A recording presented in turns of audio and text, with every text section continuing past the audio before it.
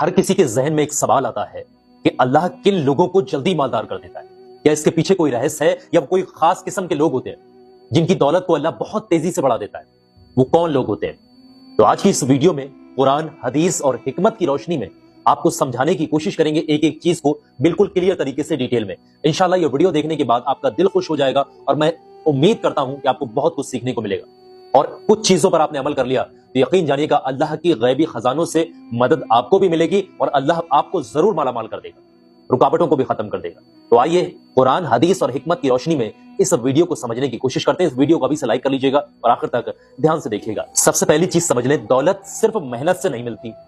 اگر دولت صرف محنت سے مل رہی ہوتی تو سب سے زیادہ امیر تو مزدور ہوتے، جو مزدوریاں کرتے ہیں، محنت کر رہے ہوتے ہیں پورا پورا دن دھوپ میں 50-50 ڈگری ٹیمپریچر پہ اینٹیں اٹھا رہے ہوتے ہیں۔ محنت کرنے سے، صرف محنت کرنے سے ہی اگر دولت مل رہی ہوتی تو سب سے زیادہ امیر کون ہوتے؟ مزدور ہوتے۔ لیکن در حقیقت اس دولت کا اصلی مالک اللہ ہے، اور یقیناً اللہ جس پر راضی ہو جائے، جس انسان سے راضی ہو جائے، اس کے لیے رزق کے اتنے دروازے کھول دیتا ہے کہ رزق پانے والا بھی حیران ہو جاتا ہے کہ اس کو ایسی ایسی جگہ سے رزق جو ہے اللہ تبارک و تعالیٰ عطا کرتا ہے۔ تو سب سے پہلے تو اب ہم سمجھنے کی کوشش کرتے ہیں وہ کون سے لوگ ہوتے ہیں جن کو اللہ تبارک و تعالیٰ بہت تیزی سے دولت عطا کرتا ہے دوسرے لوگوں کے کمپیریزن میں۔ ایک ایک چیز کو آپ کو ڈیٹیل میں بتا رہا ہوں، بہت دھیان سے سمجھیے گا۔ پہلی چیز وہ ہے وہ انسان جس کی توحید پر پکڑ جو ہے پکی ہوتی ہے۔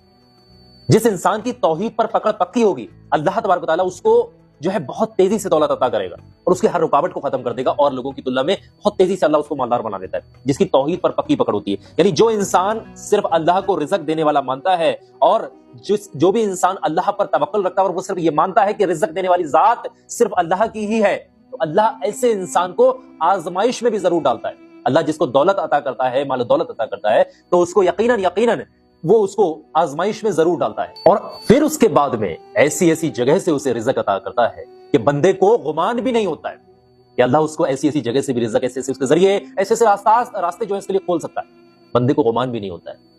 اب دوسری چیز ہے یہ کہ جو صبح کی برکتوں کا فائدہ اٹھاتے ہیں، یا صبح کی برکتوں کو لوٹتے ہیں، یا صبح کی برکتوں سے مالا مال ہوتے ہیں۔ کیسے؟ نبی کریم حضور صلی اللہ تعالیٰ علیہ وسلم نے دعا کی ہے کہ اے اللہ میری امت کے صبح کے وقت میں برکت عطا فرما۔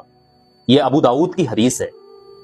نبی کریم حضور صلی اللہ تعالیٰ علیہ وسلم نے دعا فرمائی ہے کہ اللہ میری امت کے بندوں کے لیے صبح کے وقت میں برکت عطا فرما۔ جو لوگ صبح اٹھ کر حلال تجارت یا حلال کام شروع کرتے ہیں اور دعا کرتے ہیں اللہ تبارک و تعالیٰ سے، تو اللہ تبارک و تعالیٰ ان کی روزی میں، آمدنی میں خود بخود خیر و برکت ڈال دیتا ہے۔ یہ صبح کی خیریں ہوتی ہیں، برکتیں ہوتی ہیں۔ صبح کے وقت میں صبح کی فجر کی نماز ادا کرنے کے بعد دعا کرے اور اپنے کسی حلال کام کی طرف یا حلال روزی روزگار کی تلاش میں نکلے،